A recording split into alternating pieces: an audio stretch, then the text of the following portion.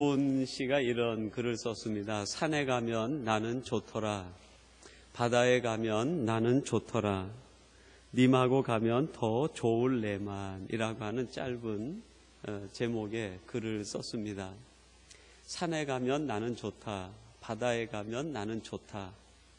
근데 님과 함께 가면 더 좋지 않겠는가 하는 마음을 그렇게 읊었습니다. 혹시 여러분들 중에서 산 정상에 올라가 보신 분이 계신지 모르겠어요. 여러분, 산 정상은 그렇게 낭만적인 곳이 아닙니다. 정상에 올라가는 것도 힘들지만 산 정상에 오르게 되면 그때부터 혼자 있다고 하는 고독감이 밀려오게 됩니다. 산 꼭대기는 고독한 곳이지만 나는 좋다. 여러분, 산 깊은 골짜기를 가보셨습니까? 골짜기는 그렇게 우리가 생각한 것처럼 낭만적인 장소가 아닙니다. 때때로 그 골짜기는 절망의 장소로 표현되어지기도 합니다. 그런데 그곳에 가도 나는 좋다. 그렇게 표현을 했어요. 바다 얼마나 낭만적인 곳입니까? 그러나 어부들에게 있어서 바다는 죽음의 장소입니다. 아버지도 고기 잡다 바다에서 죽고 아들도 고기 잡다 바다에서 죽는 장소가 바다죠. 그래서 때때로 많은 문학 작품에서는 바다가 우리 인생의 가장 어려운 장소를 표현하기도 합니다. 끊임없이 밀려오는 파도는 우리 인생의 가상설상격으로 덮치는 그런 풍파와 어려움들을 묘사하고 있지 않습니까? 그런데 그 바다에 가도 나는 참 좋다. 고독의 장소고 절망의 장소고 죽음의 장소고 풍랑의 장소지만 좋다는 것입니다. 그 이유는 그곳 때문이 아니라 그곳에 나와 함께 가는 님이 있기 때문이라는 것이죠. 여러분들은 어떤 님과 함께 갈 때 그곳이 가장 좋은 곳이 되겠습니까? 그 해답이 성경에 있는 것 아니겠어요? 예수님과 함께 고독한 곳에 간다 하더라도 좋다는 것입니다. 예수님과 함께라고 하면 그곳이 절망의 자리라 할지라도 행복하다는 것입니다. 우리 주님과 함께 할 수만 있다고 하면 죽음의 골짜기를 간다 하더라도 좋다라고 고백할 수 있다는 거죠. 주님과 함께라고 하면 끊임없이 내게 환난과 고난의 파도가 몰려온다 하더라도 그 파도를 맞으면서도 참 좋다라고 고백할 수 있다는 거예요. 우리가 잘 알고 있는 천상병 시인이 있는데 그분의 대표적인 시가 소풍 가는 날입니다. 소풍 끝내는 날. 근데 그 시에 보면 마지막에 이렇게 시인은 노래합니다. 나 하늘로 돌아가리라. 아름다운 이 세상 소풍 끝내는 날 가서 아름다웠다고 말하리라.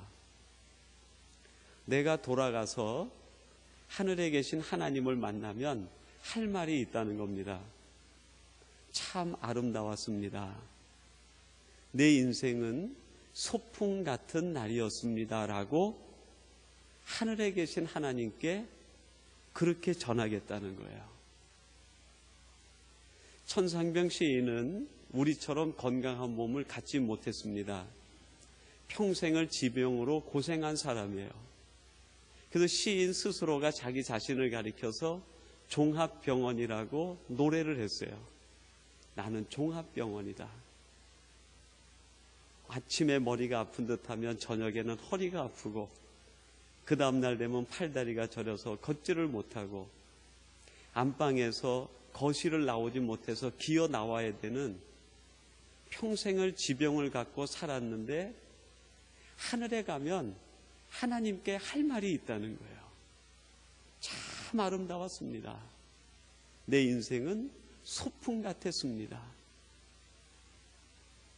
그 이유가 무엇입니까? 주님을 함께 모시고 있었기 때문이죠. 주님과 함께 있으면 내 육신이 종합병원 갔다 하더라도 아름답다는 거예요. 소풍 같은 세상을 살 수 있다는 거예요. 주님과 함께 있으며 평생을 원인을 알 수 없는 지병을 갖고 산다 해도 소풍같이 즐거움으로 살아갈 수 있다는 거예요. 결국 우리 인생의 비밀은 주님과 함께 있느냐 그렇지 않느냐에 있다는 거 아니겠어요? 근데 많은 사람들은 인생의 비밀을 어디서 찾으려고 하냐면 세상에서 찾으려고 합니다. 세상에 무엇인가 연구하고 세상에서 무엇인가 알아내면 내 인생이 풀리겠지라고 생각합니다. 그런데 성경은 우리들에게 직접적으로 말씀하시기를 뭐라고 말씀합니까?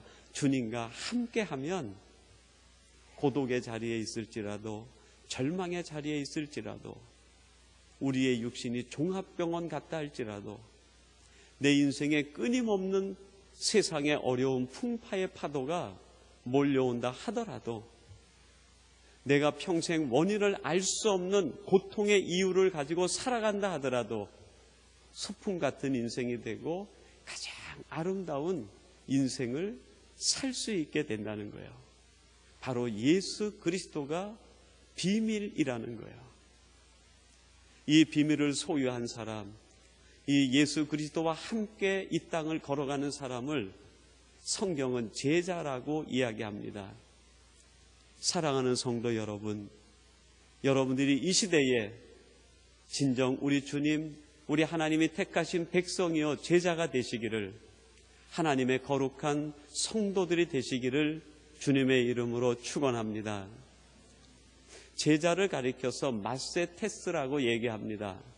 근데 마세테스라는 뜻은 따라간다라는 뜻이에요. 따라간다. 제자, 따라가는 사람들이에요. 누구를 따라갑니까? 우리를 가장 고독 속에서도 행복하게 하시고 절망 속에도 기쁘게 하시고 환난의 풍파 속에서도 그 풍파를 타고 놀 수 있는 능력을 주시고 함께 해주시는 그 예수 그리스도, 우리 인생의 주인 되시는 그분을 따라가는 사람들, 그 사람들이 제자라는 거예요. 제자된 우리들은 주님을 따라가야 하는데 끝까지 따라가야 되겠다. 예수님의 삶은 공생의 삶부터 해가지고 우리를 위한 십자가 대속의 사건의 장소에서 예수님의 삶이 끝나게 됩니다. 결국 예수님이 가신 그 길을 우리도 함께 따라가는 것이 제자의 삶이라고 할 수 있어요. 그러면 예수님은 어디서부터 출발했는가? 나사렛에서부터 예수님의 이 땅의 삶이 시작이 되어집니다. 여러분 67절 말씀인데요. 한번 여러분 들어보시기 바랍니다. 제가 봉독해 드리겠습니다. 베드로의 불잼을 보고 주목하여 가로되 너도 나사렛 예수와 함께 있었도다 하거늘 얘기합니다. 너도 예수와 함께 있었는데 그 예수는 어디 예수냐? 나사렛에서부터 출발한 예수라는 거예요. 예수님은 나사렛에서 아버지 요셉을 도와 30년을 살았어요. 30년 동안 예수님께서 나사렛에서 무엇을 하고 사셨는가? 한마디로 공생의 3년을 위한 준비의 삶을 나사렛에서 사신 거예요. 예수님은 제자의 삶, 하나님의 아들의 삶, 메시아적 삶을 살기 위해서 30년을 준비하신 거예요. 30년. 제가 신학교에 처음 들어갔더니요, 신학교 2학년으로 기억되는데요. 지금은 돌아가신 한경직 목사님께서 그 목회 실습 시간에 오셔가지고 처음 하시는데 그 말씀을 하시더라고요. 여러분들이 이제 장차 목회자가 될 텐데 목회자에게는 3가지 준비가 필요하다. 그렇게 말씀하시더라고요.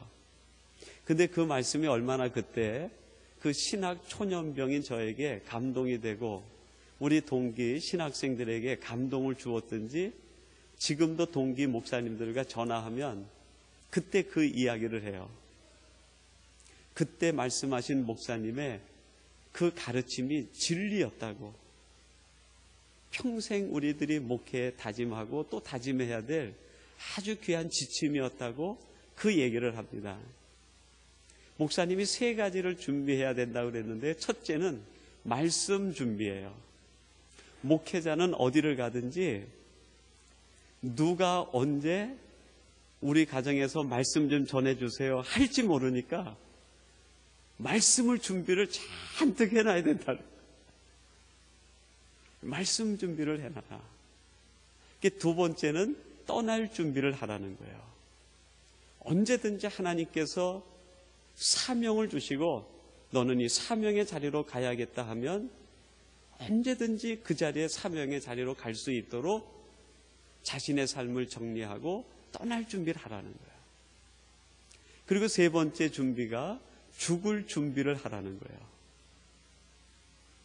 날마다 자기를 쳐서 복종시키고 하나님이 원하시면 자기 생명까지라도 하나님께 드릴 수 있는 죽음 준비를 하라. 말씀 준비, 떠날 준비, 죽음 준비. 그 이야기를 들은 지가 벌써 5, 6년이 돼 가는데요. 아직도 준비가 덜 되는 것 같아요. 예수님처럼 30년을 준비해야 될지 모르겠어요. 여러분, 예수님께서도 이 3가지 준비 시간이 있었어요. 예수님이 12살 되셨을 때 어머니의 손을 잡고 유월절을 맞아서 온 가족이 예루살렘에 유월절 제사를 지내러 갑니다. 7일간 계속되어지는 제사를 마치고 어머니 마리아가 당연히 예수님이 곁에 계신 줄 알고 3일 길을 이 나사렛으로 내려왔는데 예수님이 계시지 않는 거예요. 도중에서 길을 잃었는가, 예수가 어디를 갔는가, 온통 가족이 난리가 나서 찾다가 다시 그 길을 걸어 올라가서 예루살렘 성전에 들어갔더니 예수님이 거기서 대제사장과 서기관과 랍비들과 함께 하나님의 말씀을 듣기도 하고 말하기도 하고 거기에 계시는 거예요. 예수님은 30년 동안 하나님의 아들이시면서도 하나님 본체이시면서도 말씀 준비를 하신 거예요. 철저하게 말씀으로 준비하신 거예요. 예수님은 2번째, 언제든지 떠날 준비를 하셨어요. 우리 주님께서 이쪽으로 하나님이 원하시는 방향으로 이끌어 가시면 언제든지 지금 있는 삶을 정리하고 하나님이 이끄시는 대로 가시는 거예요. 여러분, 가장 떠나기 어려운 자리가 어딜까요? 영광의 자리, 높은 자리일 거예요. 우리 주님이 계셨던 자리는 세상에 있는 높은 자리, 좋은 자리하고는 비교가 되지 않는 더 좋은 하늘나라 가장 좋은 곳에 계셨댔어요. 이 세상의 궁궐이 좋아봐야 하늘의 궁궐만큼 하겠어요. 이 세상에 만들어 놓은 것이 화려하고 웅장해봐야 하나님이 지으신 하늘에 있는 그 거룩한 성만큼 웅장하고 아름답겠어요. 아버지의 마음을 알고 우리 인류 구속을 위해서 그는 하나님의 본체시나 하나님과 동등됨을 취할 것을 여기지 아니하시고 오히려 자기를 낮춰 사람의 몸, 종의 몸을 가져 이 땅에 오신 거예요. 떠날 준비를 하시는데 가장 좋은 자리도 하나님이 원하시면 정리하고 사명의 자리로 가시는 것이 주님의 모습이었어요. 주님이 이 땅에 오셔서 30년 동안 준비하신 것은 어린 양, 속죄 양으로 죽으실 준비를 하신 거였어요. 30년 예수님이 아버지를 도와 일을 하다가 공생의 3년 초입에 성령에 이끌려서 세례 요한에게 세례를 받으러 갔을 때 세례 요한이 예수님을 보고 뭐라고 얘기합니까? 보라, 세상 죄를 지고 가는 하나님의 어린 양이로다. 재물이 온다, 그 뜻이에요. 죽으러 온다는 거예요. 죽으러. 30년 동안 죽을 준비하고 때가 돼서 자기를 죽이러 오시는 거예요. 여러분, 우리에게 나사렛의 가정이 필요해요. 나사렛이 있어야 돼요. 나사렛이 없는 사람, 신앙의 기초가 흔들리게 돼요. 나사렛의 삶이 없으면 자기가 드러나게 돼요. 왜? 내가 죽지 못하니까요. 나사렛의 30년의 준비 기간이 없으면 영광의 자리에서 내려올 줄 몰라요. 겸손을 배우지 못해요. 나사렛 30년이 없으면 매일 사람의 얘기가 나와요. 자기 생각, 내가 가지고 있는 고집, 나의 철학, 나의 편견, 나의 선입견, 그게 나와요. 왜요? 말씀으로 채워지지가 않으니까. 30년 마치신, 준비를 마치신 주님은 누가 와서 찔러도 주님의 입에서는 오직 하나님의 말씀만이 나오는 거예요. 30년의 나사렛 기간이 있어야 돼요. 그리고 두 번째 예수님이 가신 곳이 어디입니까? 활동 무대가 갈릴리로 바뀌게 됩니다. 갈릴리는 어떤 곳인가? 인간이 가졌던 세속적인 꿈이 주님을 만남으로 인해서 하나님이 주시는 비전과 사명으로 바뀌는 곳이 갈릴리예요. 예수님께서 세례를 받으시고 갈릴리에 가서 첫 번째 만난 사람이 누구예요? 고기 잡는 베드로 형제들을 만나요. 그 베드로와 형제들의 꿈이 있었어요. 배를 타고 바다에 들어가 많은 물고기를 잡는 만선의 꿈이 그들의 계획이고 평생의 소원이었어요. 근데 주님을 만나는 순간에 주님께서 그들이 가지신 꿈을 하늘나라의 소명과 비전으로 바꾸어 주시는 거예요. 너는 나를 따르라. 사람 낚는 어부가 되게 하리라. 갈릴리가 있어야 돼요. 우리가 주님을 따른다고 하면서 여전히 세속적인 나의 꿈과 소원에 매여 있다고 하면 우리의 신앙이 자라지를 못해요. 갈릴리에서 벗어날 수가 없어요. 갈릴리 바다에서 빠져나오지를 못해요. 우리 인생이라는 바다에서 빠져나올 방법이 없어요. 나의 소원, 나의 꿈을 가지고 있으면 갈릴리 바다에서 빠져나올 길이 없어요. 크리스찬들도 마찬가지예요. 이름이 크리스찬일 뿐이지 여전히 나의 꿈과 나의 소원을 붙들고 있다고 하면 갈릴리 바다를 찾아서 고깃대를 찾아서 헤매이고 있는 거예요. 우리 주님의 말씀이 뭡니까? 그것이 아니다. 너는 그 꿈을 포기하고 하나님께서 너를 이 땅에 보내실 때 너에게 주신 하나님의 꿈, 하나님의 비전, 너의 사명을 이루라. 사람 낚는 어부가 되라. 갈릴리에서 베드로와 형제들이 그 하나님의 비전을 발견하고 그것을 붙들고 주님의 뒤를 또 따라가게 돼요.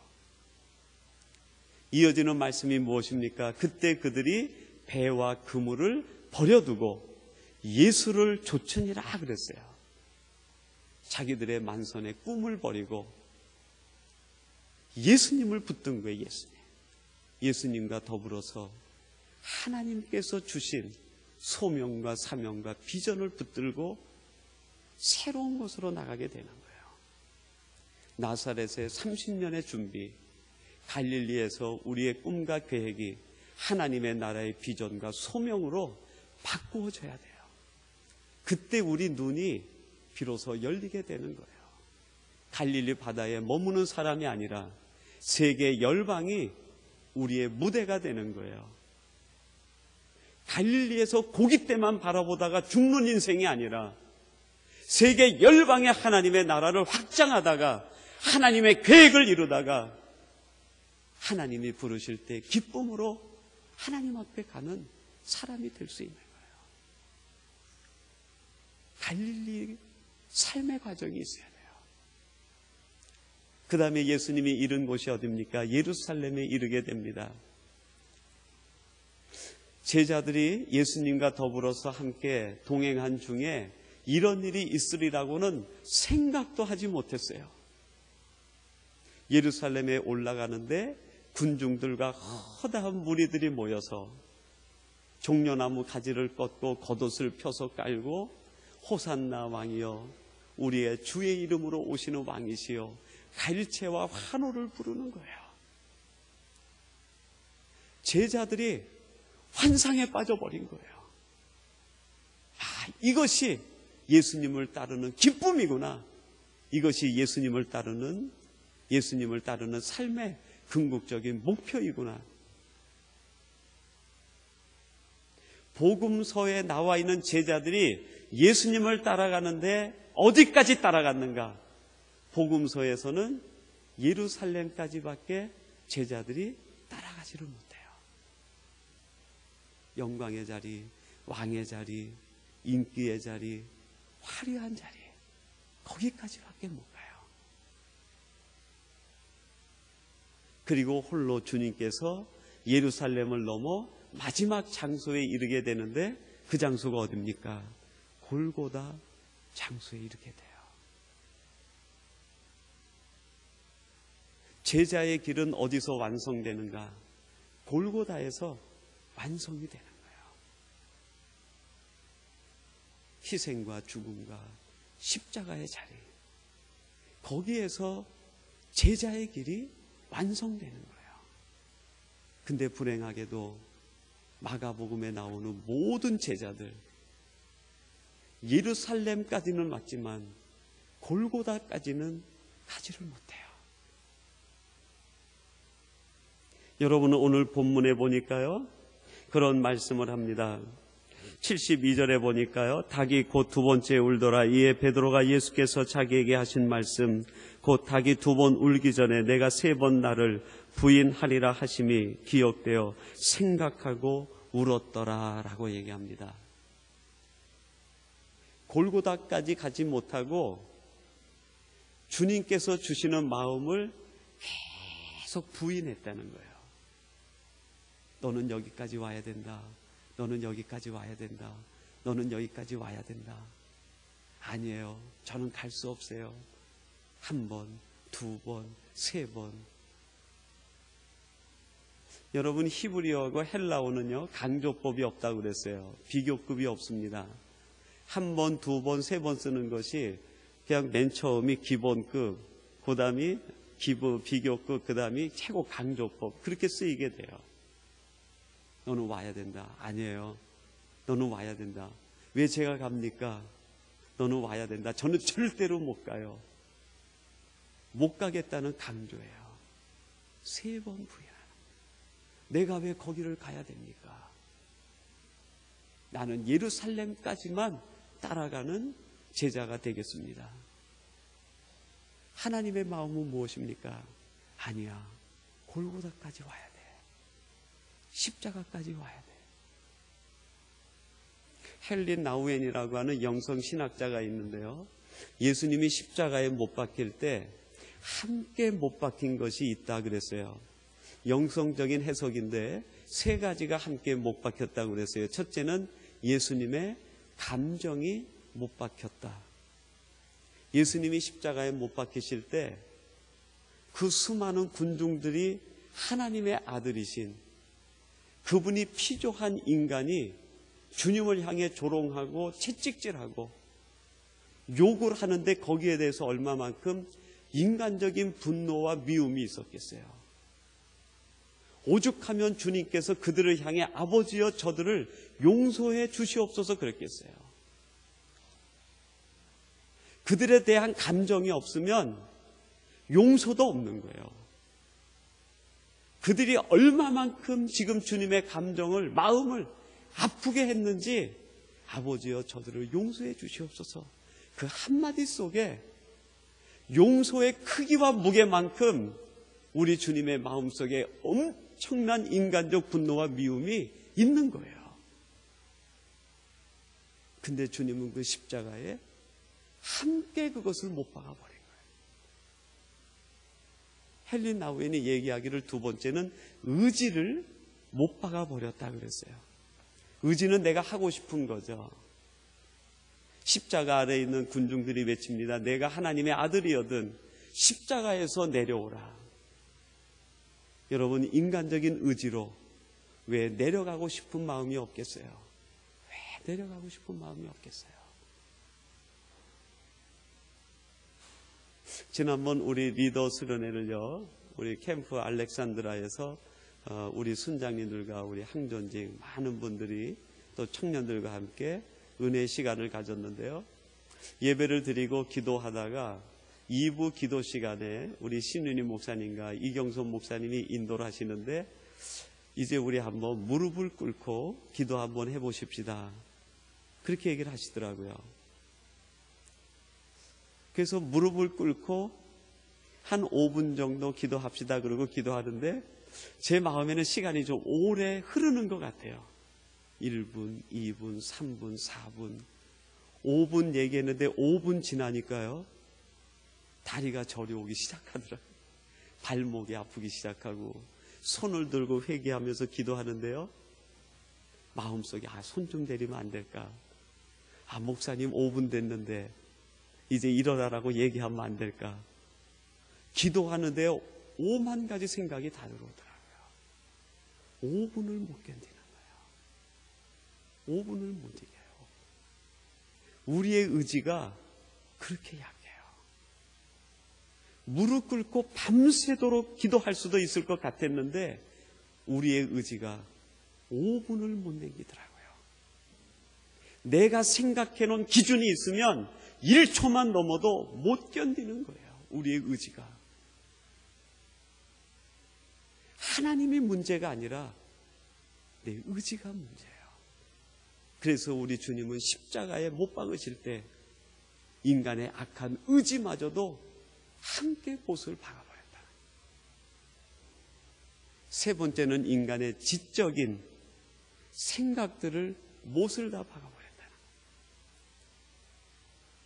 심리학자들은 우리 인간이 지정의적인 존재라고 얘기합니다.